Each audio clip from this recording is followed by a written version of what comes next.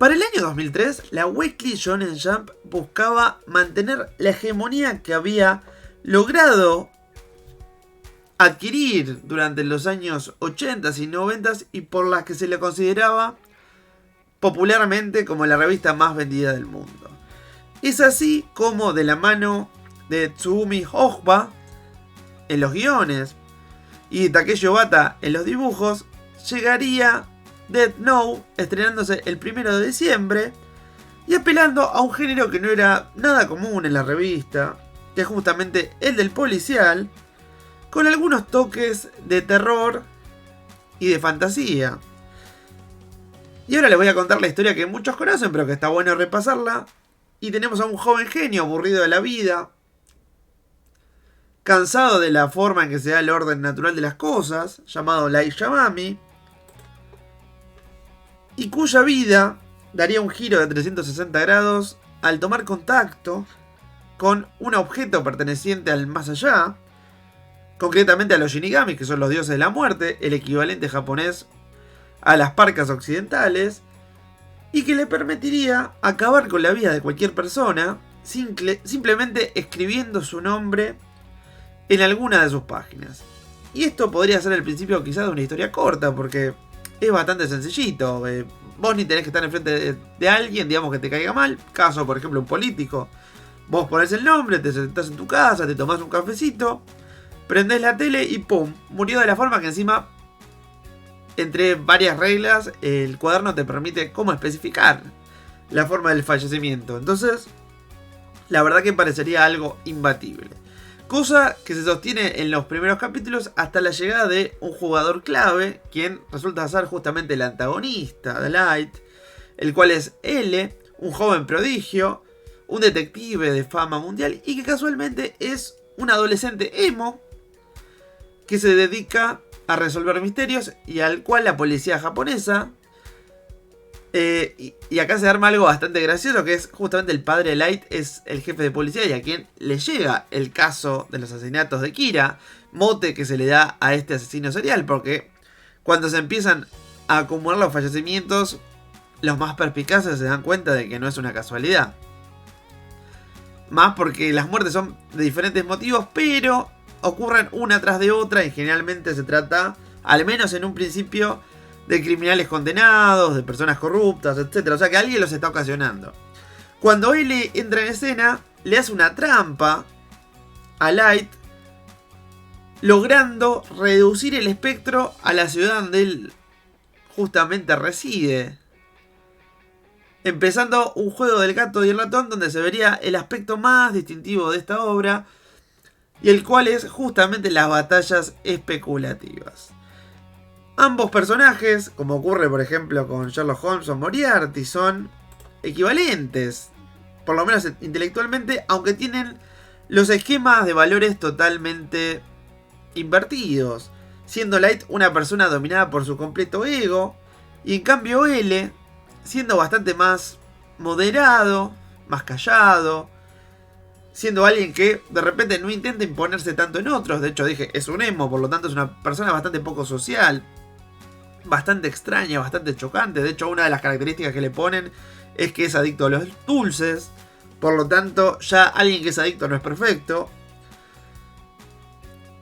Y vemos cómo a lo largo de unos cuantos tomos, estos dos estarían jugando una suerte de persecución, la cual nunca cierra porque el otro no llega a juntar las herramientas, en el caso de Light para destruirlo y en el caso de L para encontrarlo culpable.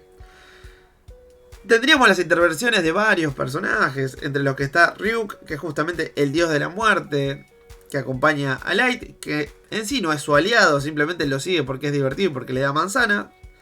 Tendríamos por ejemplo a Misa, quien es una chica gótica, una idol, que es como la fan de Kira y posteriormente de Light, y que también tiene una Shinigami y una Death Note. Tendríamos a todo el cuerpo de policías, por ejemplo, bueno, y un montón de personajes más, menos importantes en este caso, pero que todos terminarían haciendo como una suerte de ecosistema Culminando el primer arco, ahora sí, con la victoria de Light Yagami sobre L, obviamente haciendo trampa, porque en realidad utiliza los sentimientos de la Shinigami que acompaña a Misa para que lo mate, para que acabe con Light a costa de su propia vida, porque era como una de las tantas reglas que no podían romper. Entonces, de esa forma tan abrupta, y donde salta a flote, digamos, su característica principal, que es la de ser un manipulador, vemos el final de este personaje, lo cual podría haber sido también el final del manga, y cosa que quizás le hubiera beneficiado bastante, pero que en cambio nos abriría a un segundo arco, donde la cacería de Kira es retomada por dos, entre comillas, sucesores de L, que son Niar y Melo, los cuales tienen estilos totalmente distintos, siendo quizás Niar el más similar en aspecto como en razonamiento, y donde al final, después de un montón de vueltas, que otra vez siempre está sobre el juego de la especulación, terminarían haciendo pisar a Light del palito, y sería no otro que Ryuk quien lo terminaría matando, cumpliendo con una suerte de pacto que había entre los dos.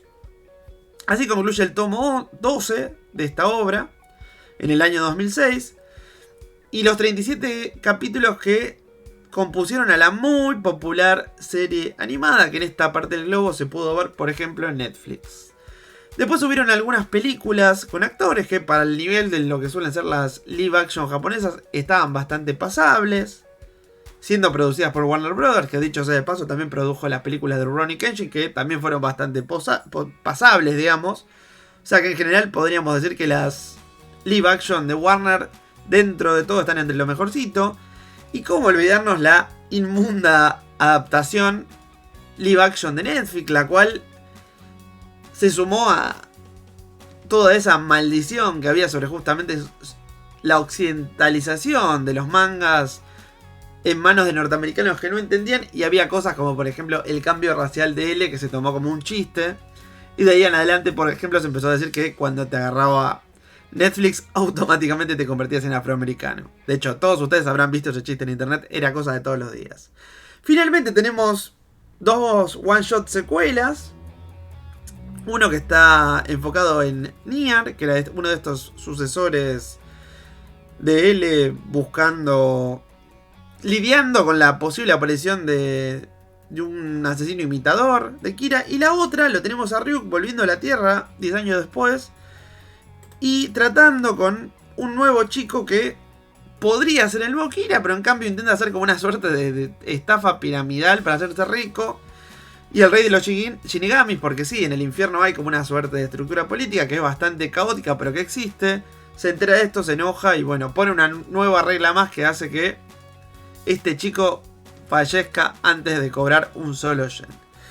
Así que bueno, esto fue un poquito un repaso por Death Note. Sin lugar a dudas, una obra que marcó época, tanto desde lo narrativo como lo del estético. En esta obra en particular se nota mucho qué es lo que aportan las dos partes, porque lo visual es completamente increíble, los diseños de los Shinigami son una locura, y cada personaje en su forma de vestir, en su peinado, transmite bastante de su personalidad. Lo podrán ver, por ejemplo, en las portadas que les estoy compartiendo, como vemos a un Light todo prolijo, que es esta dualidad, esas caras que pone, que son...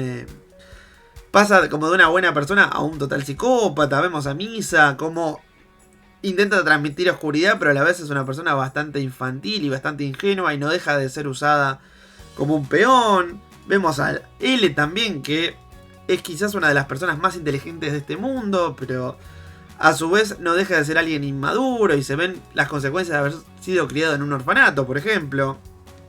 Vemos que, como pasó salvando grandes distancias con Michael Jackson, es una persona que jamás superó su infancia.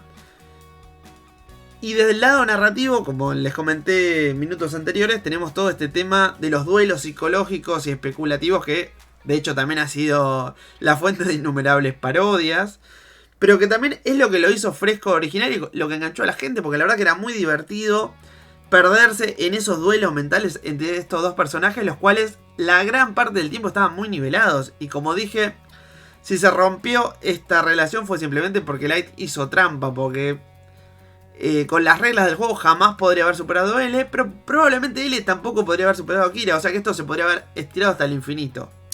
Así que bueno, esto fue Death Note, ojalá les haya gustado. Ahora me gustaría leer cuál fue su experiencia con esta obra, seguramente cualquiera que sea seguidor del manga y el anime lo habrá consumido en su momento. Si quieren también me pueden hablar de las películas live action japonesas. Obviamente me pueden hablar de la versión de Netflix. Seguramente tienen cosas muy lindas para decir. Y ya saben, si les gustó el video les voy a pedir un like. Si lo pudieran compartir mucho mejor, así el canal sigue creciendo. Y que si da la casualidad de que justo es tu primer video en Papalópolis, te voy a invitar a que te suscribas. Así ves el resto de videos que componen esta hermosa serie que he decidido llamar Mangas en la Memoria. Hasta la próxima.